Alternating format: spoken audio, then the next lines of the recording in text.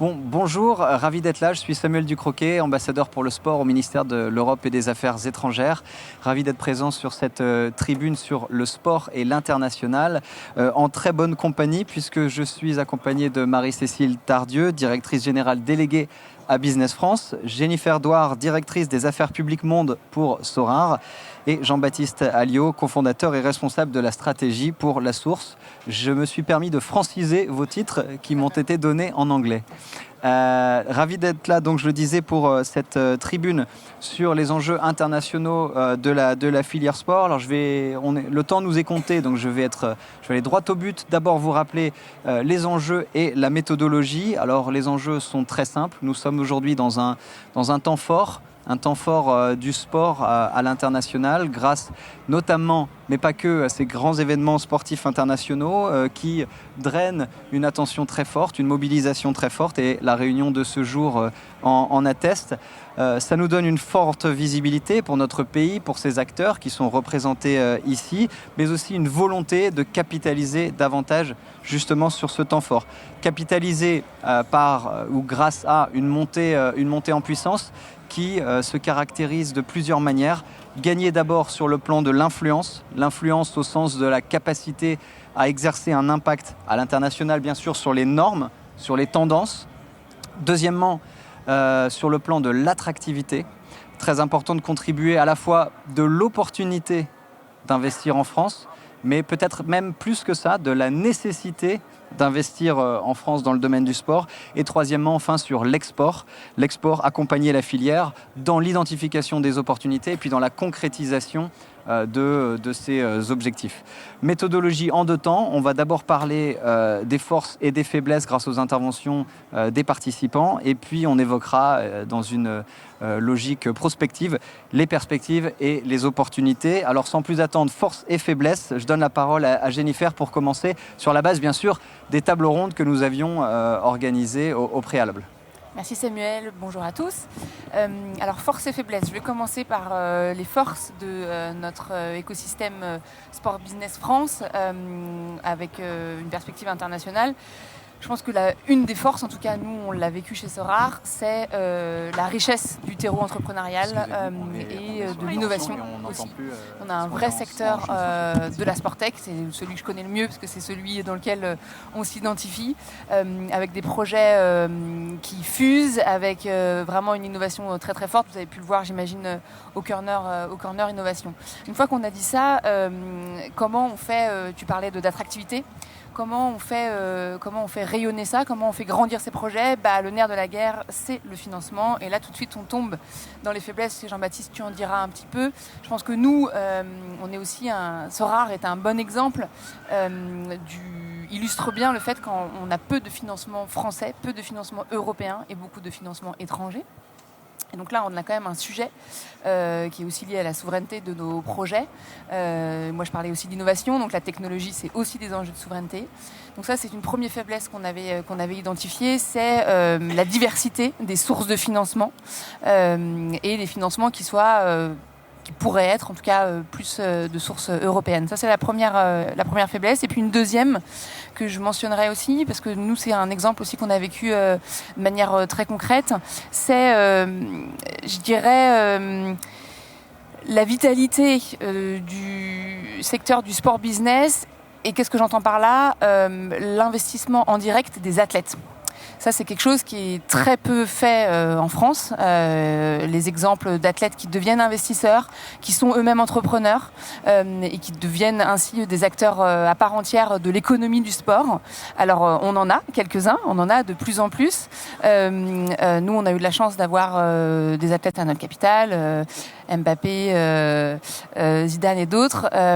Mais en fait, un de nos ambassadeurs qui nous a le plus aidé, c'est Serena Williams aux États-Unis, et elle est pas française et elle incarne quand même le sport business. Je dirais, elle amène le sport business dans une autre dimension que celle qu'on peut connaître en France. Donc ça, c'est une autre difficulté. Les choses changent, mais c'est quelque chose qui peut, à notre sens, je pense du groupe de travail, être un levier pour justement les trois points que tu mentionnais, notamment influence et attractivité du Sport Business France à l'international. Merci Jennifer, je crois que Jean-Baptiste, tu te retrouves dans un certain nombre de ces remarques. Bonjour à toutes et à tous, tout à fait. Alors, j'ai un autre angle, même si nous aussi on accompagne pas mal de boîtes étrangères ou françaises à leur développement international. Très clairement, je pense que la faiblesse numéro 1, et tu l'as dit, c'est le manque de financement. Dans le sens où on a beaucoup d'incubateurs, il y a beaucoup de boîtes, il y a beaucoup d'entrepreneurs en fait en France. C'est une vraie pépinière, mais au niveau du passage à l'échelle, on est moins bon, ou en tout cas on est moins performant que d'autres pays. L'Amérique du Nord est clairement en tête et nous mange complètement. Donc derrière, sur tout ce qui est passage à l'échelle en Europe, il y a vraiment un manque, je pense, côté français, mais c'est aussi ce qu'on voit au niveau européen, donc il ne faut pas non plus se flageller que nous, mais on se rend compte qu'on a quand même 2-3 trains de retard par rapport à ça. C'est sûr que le côté smart money avec des athlètes, ça aide. C'est beaucoup plus structuré, les visites sont beaucoup plus structurées. Si je dois compléter un peu cette image côté faiblesse, je mettrais aussi le monde du sport. Et j'en viens parce que j'ai travaillé 7 ans à l'UFA. C'est aussi qu'en France, on a une vision du sport qui n'est pas forcément business. Vous allez aux US, les owners des franchises, dans les ligues, tout est tourné côté business. Tout est fait pour le business. Donc c'est pas anodin que quelqu'un soit propriétaire d'une franchise, mais investisse lui-même dans les startups, demande aux joueurs avec qui il a des contrats de l'aider, parce que tout fonctionne comme ça. Et c'est pas quelque chose qui est forcément très développé en Europe, et c'est quelque chose qu'on peut peut-être amener, ou en tout cas, ce genre d'événement, et en ayant plus d'athlètes, tout un réseau qui vient, ça peut vraiment aider. La dernière faiblesse, tu l'as un peu mentionné peut-être tout à l'heure aussi, qui était sur le fruit de nos travaux, c'était, et avec laquelle j'abonde complètement, c'était ce côté dans le passage à l'échelle. Autant on a des gens très bien formés, on a une super formation en France, mais ce mindset de l'international, d'aller manger des parts de marché, d'être vraiment compétitif, de se dire ok, très vite, très tôt, je vais faire du channel partnership en Europe. J'ai pas peur d'aller voir mes concurrents pour faire soit des partenariats et pas rester juste dans le vase clos franco-français entre guillemets à parler avec les institutions françaises, qu'elles soient publiques ou privées ou certains sponsors, mais se dire ok, comment j'attaque mes marchés internationaux, comment je peux me développer, comment je vais voir aussi mes concurrents. C'est quelque chose qu'on n'a pas trop. Je sais que la BPI justement avec le ministère vont travailler là-dessus avec un accélérateur pour ce passage à l'échelle, mais c'est vraiment quelque chose, je pense, qu'on a trouvé qui manque. On a une pépinière, on a du monde, on a les atouts. C'est plus comment ce passage à l'échelle, on le réussit avec le capital et la formation qui va avec, quoi. Est-ce qu'on n'est pas, je rebondis là-dessus juste Jean-Baptiste, est-ce qu'on n'est pas dans une caractéristique très française de se réjouir d'avoir de très bonnes idées, mais en même temps de ne pas avoir de pétrole et du coup on s'en satisfait un petit peu? Ouais, je sais pas si c'est... Je suis connu pour faire beaucoup de French bashing, donc là j'essaye vraiment d'être plutôt positif et je me dis, quand je vois des événements comme ça et tout, je suis plutôt amené à me dire ok, les JO, les différents événements sportifs ont ramené quelque chose et on regarde beaucoup plus. En Amérique du Nord, il y a l'exemple de Sorare maintenant et tout, donc... Mais oui, on reste très français, on reste très franco-français et en fait et parfois ça marche pas en France, mais peut-être que ça va exploser, ou le produit ou le service qu'on fait, il va exploser à l'international et on reviendra en France encore plus fort. Mais il y a des très bons exemples comme Wiz Event ou autre, ils font que 5% de leur chiffre d'affaires en France. Donc c'est vraiment ce mindset-là, je pense, qu'il faut insuffler, qu'il faut aller chercher. Et on reste très franco-français, mais on pense aussi que le développement dans le sport passe par les organisations sportives et tout. Et force est de constater quand même qu'en France, on reste très sclérosé et un peu ancien monde. Et du coup, il faut aller taper à d'autres portes et pousser tout ça, quoi.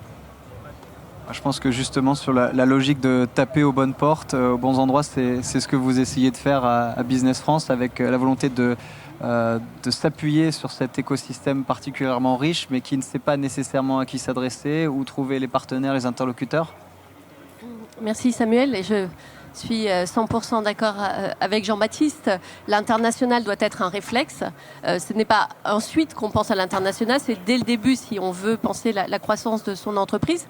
Business France accompagne l'internationalisation de l'économie française, tant pour porter les PME ETI à l'international, à l'export, que pour attirer des investisseurs étrangers.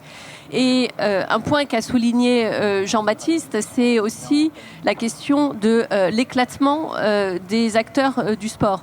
Et je crois qu'on peut dire aujourd'hui que tout le monde en a rêvé, mais BPI l'a fait. C'est-à-dire cet événement aujourd'hui est un événement que je trouve particulièrement bienvenu et je suis vraiment très très heureuse que BPI ait organisé ce moment où on peut mixer les univers.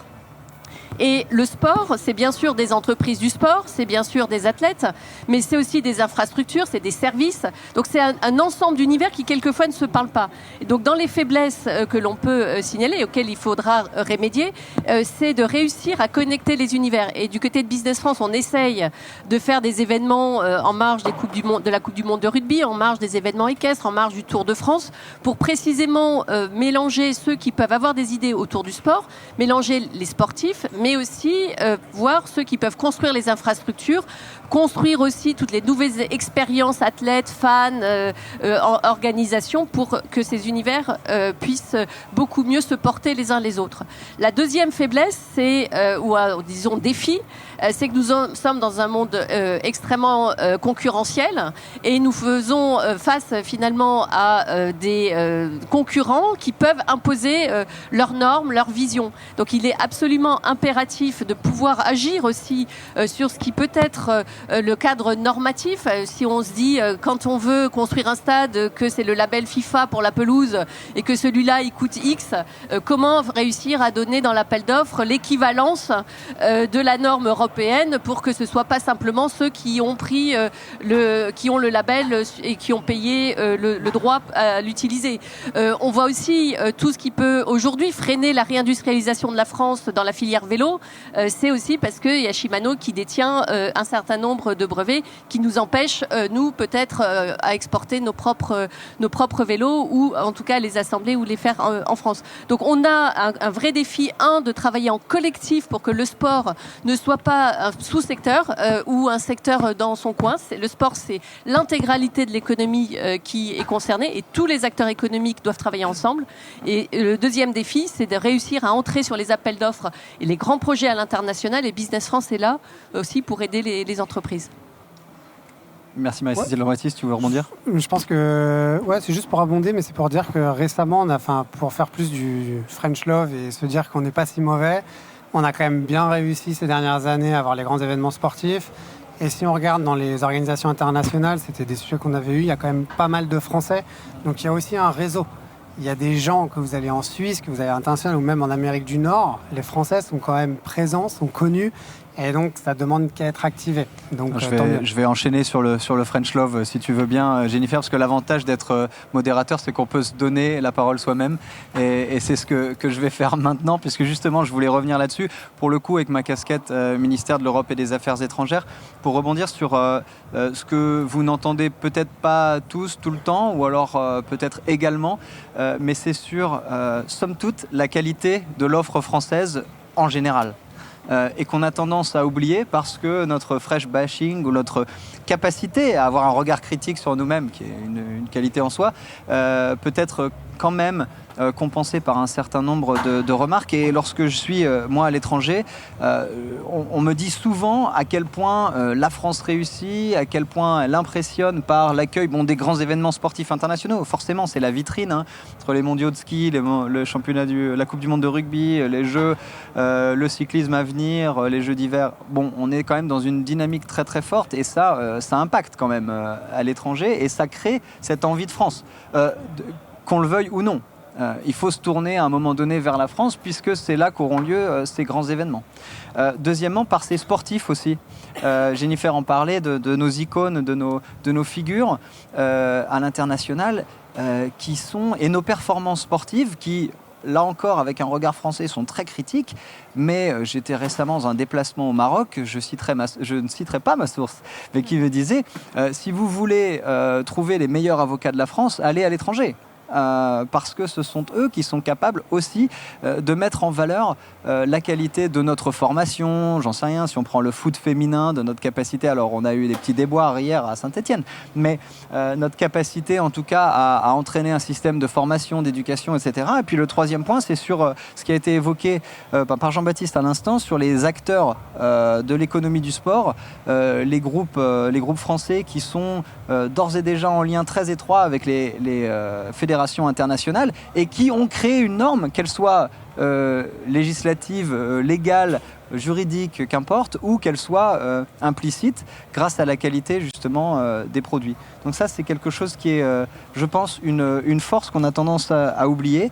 Et puis, pour ce qui est d'une autre chose, Marie-Cécile en a parlé rapidement, c'est vrai qu'il va falloir quand même se préparer un peu à l'impact.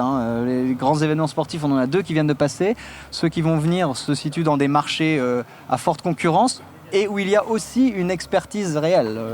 Les États-Unis, l'Australie, pour ne citer que, vont être de beaux défis pour les années à venir. Et ça, c'est peut-être un challenge, comme le disait Marie-Cécile. Mais la politique publique volontariste aujourd'hui dans laquelle nous sommes, la relance de la filière sport avec le ministère de l'économie, avec le ministère des sports et le commerce extérieur, montre qu'on a vraiment une volonté de poursuivre cette dynamique bien au-delà. Jennifer, je t'ai coupé. Tu voulais rebondir sur quelque chose? Tu m'as pas coupé, mais j'avais 2 remarques. Peut-être la dernière, mais c'est une bonne transition avec notre autre partie sur les opportunités. Je pense qu'on a quand même... On y est, donc tu as la parole. Bon, je peux y aller.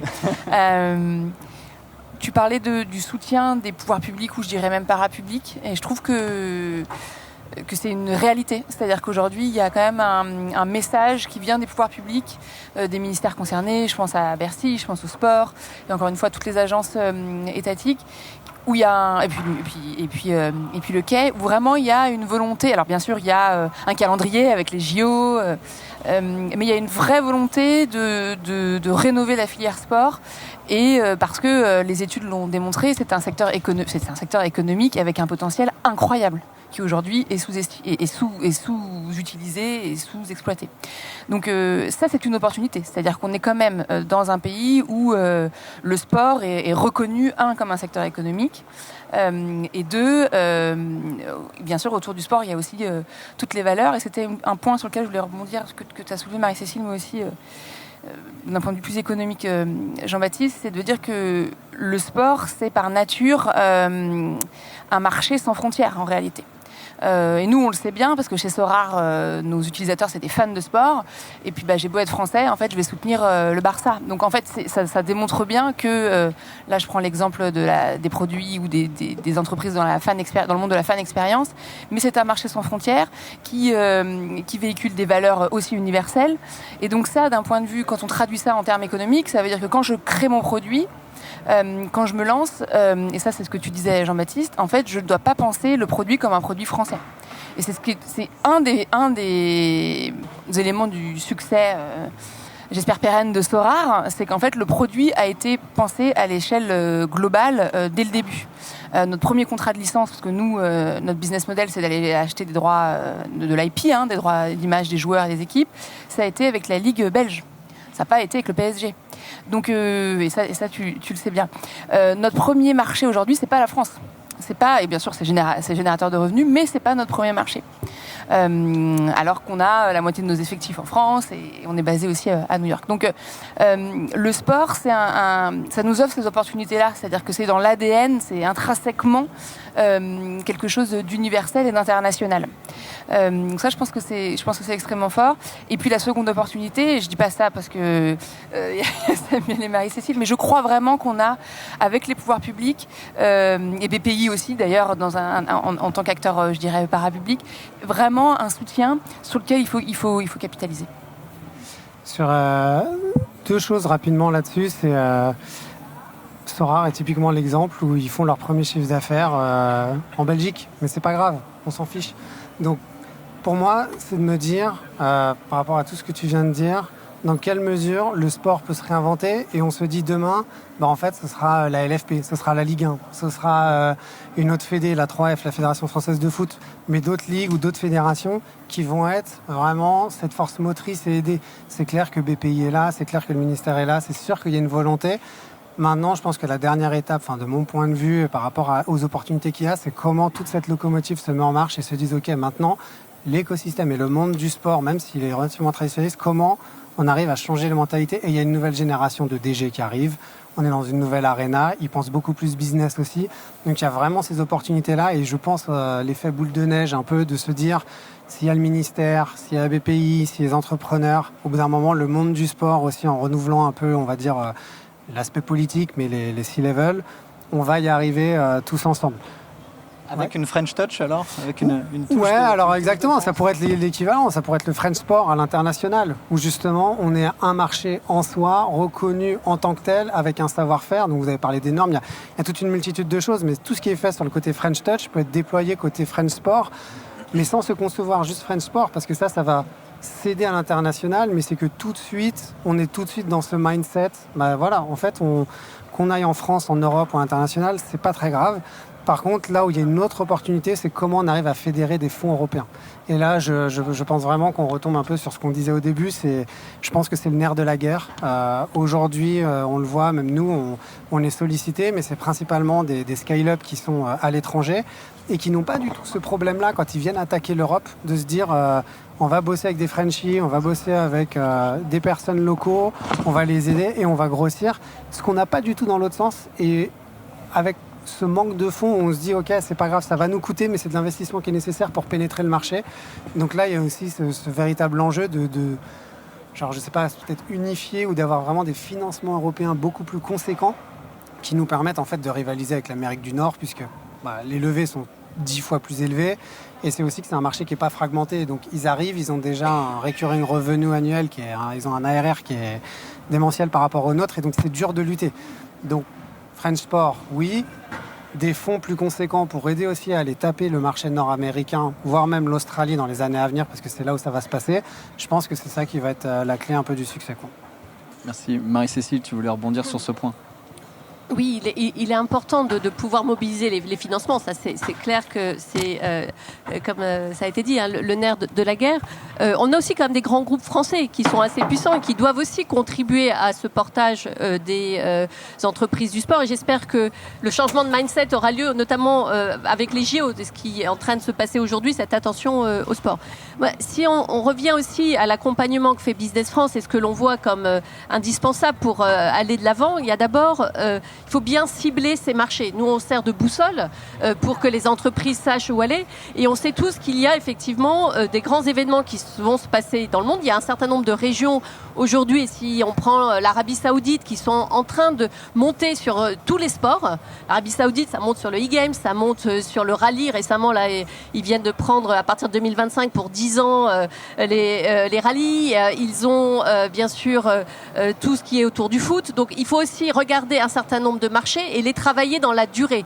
Et ça, c'est ce qu'on essaye de faire, nous aussi, c'est d'orienter les entreprises vers un certain nombre de marchés qui seront les marchés d'avenir. Deuxièmement, il faut de la visibilité, parce que les entreprises qui ont besoin d'aller à l'international doivent pouvoir se faire connaître.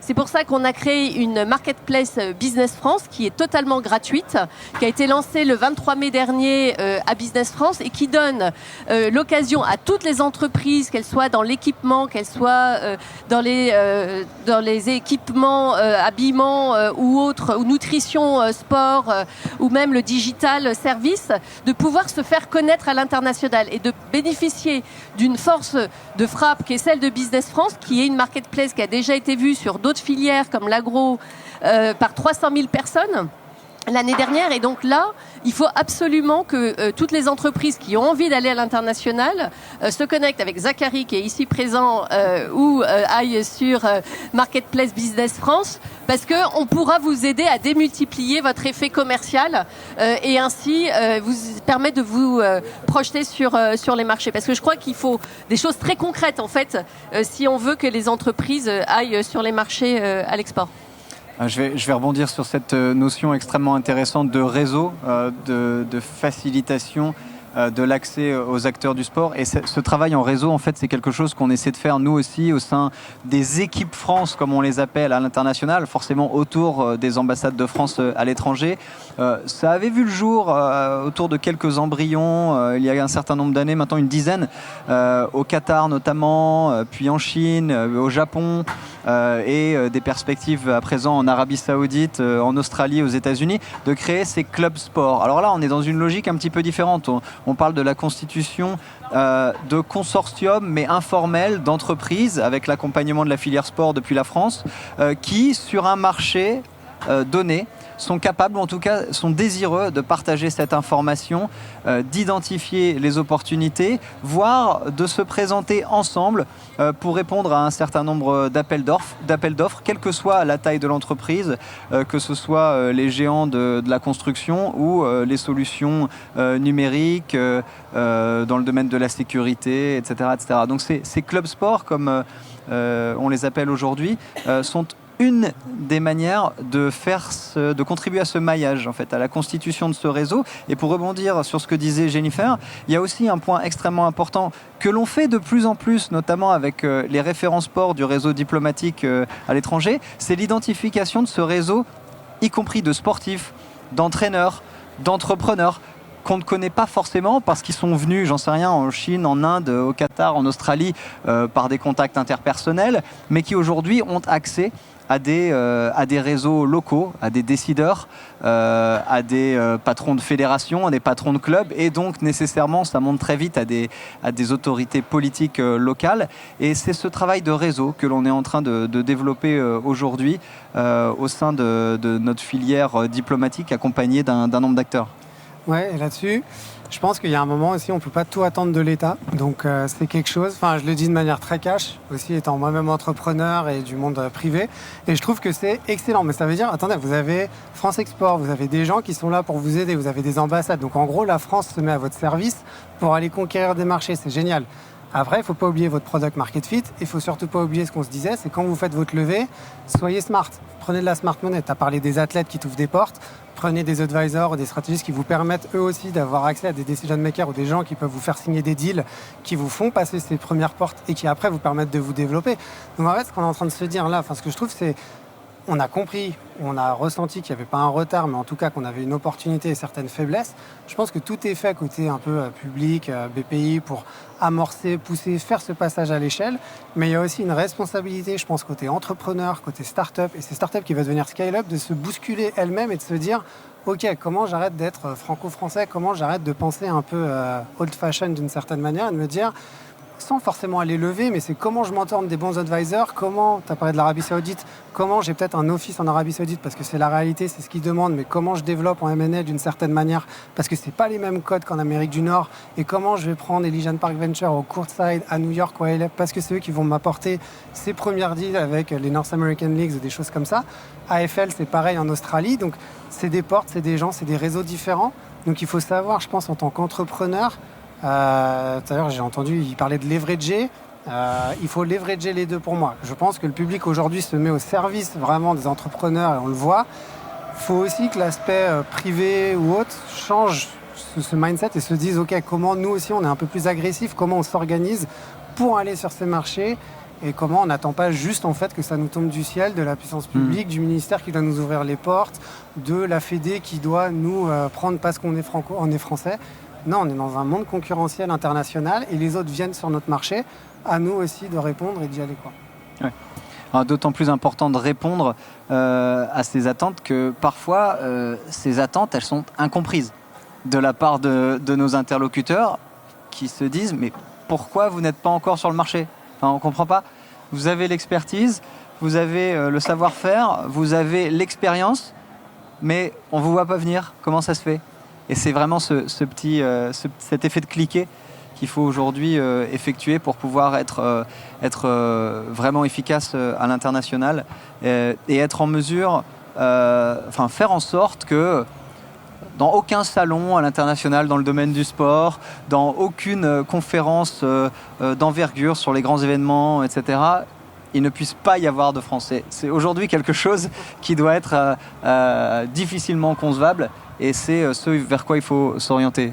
Marie-Cécile, tu veux rebondir ? Oui, si tu m'autorises, on doit toujours avoir des Français dans les événements. Et je dirais, on doit toujours avoir du business quand il y a du sport. Et ça, c'est ce que nous, on essaye de faire à Business France. On a fait ça pendant la Coupe du Monde de rugby. Et pendant les JO, on va organiser une tournée des maisons nationales qui s'appelle la France Terre de Champions, pour présenter les entreprises françaises dans les différentes maisons pour qu'elles puissent valoriser leur savoir-faire. On ne va pas essayer d'amener tout le monde à nous dans un endroit où on sait que ce sera un tout petit peu compliqué. Donc on préfère aller voir les différentes nations qui auront des supporters, qui auront on ne sait pas qui en fait, mais qui auront nécessairement des gens qui seront intéressés par des savoir-faire de la France, qui sont aussi des businessmen dans leur activité de tous les jours. Et donc Donc on est très désireux d'ouvrir à tous ceux qui sont intéressés cette invitation à nous rejoindre sur des événements dans différentes maisons nationales pour avoir l'occasion de parler avec les États-Unis, avec le Danemark, avec la Suède, avec le UK et se présenter comme les champions que la France a. Et donc nous sommes très très heureux de toujours connecter le business avec des événements sportifs. On a fait dans cette arena un événement très intéressant sur le badminton. Et on voit le nombre d'investisseurs asiatiques qu'on pourrait toucher autour de ce sport. Et donc, il faut réussir à combiner, quand on a un bel événement sportif, des moments business. Merci beaucoup Marie-Cécile. Alors, on a de la chance parce que le timer s'est arrêté à 19 secondes. Donc tant qu'il ne reprend pas, je considère qu'il nous reste 19 secondes. En tout cas, non, je pense qu'on va devoir conclure. Mais merci à toutes et tous de nous avoir suivis ici. Merci à tous les trois d'être intervenus. À la fin, on arrivait presque à un niveau tel qu'on aurait pu se passer du micro. C'est le signe de notre enthousiasme et de notre volonté d'aller de l'avant, en tout cas avec vous toutes et tous. Donc à très bientôt pour de nouvelles coopérations à l'international. Merci beaucoup. Merci. Merci, au revoir.